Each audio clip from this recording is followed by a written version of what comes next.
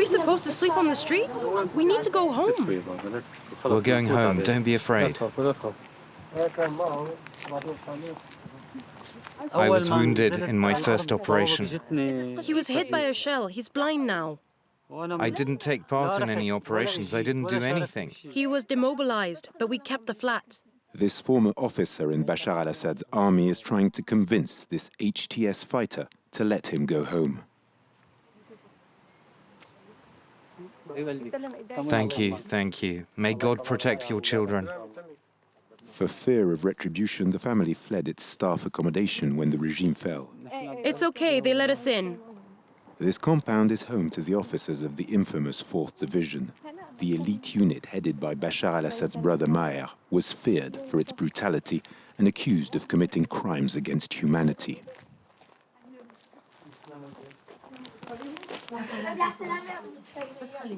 These officers' wives are Alawites, the same religious minority as the Assad family. They cower in these flats, afraid of revenge attacks. We are afraid there'll be blood. We are afraid of sectarism.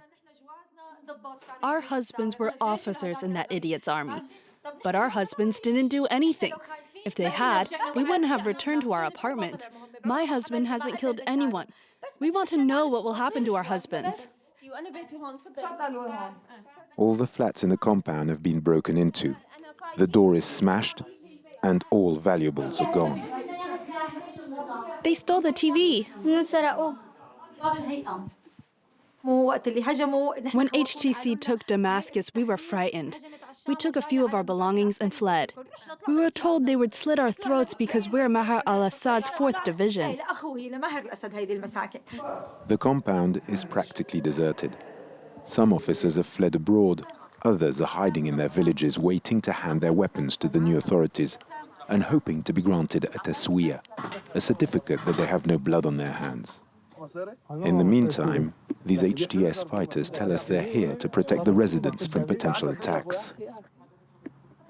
It's strictly forbidden to touch a former regime soldier. The taswiya are being investigated and delivered. They'll join the army under the new government's control after the HTS is disbanded to become the defense ministry. Then everything will be in order. This is an example of the challenge that lies ahead for the new authorities here in Damascus. They are going to have to achieve national reconciliation while delivering justice for the victims of Bashar al-Assad's regime.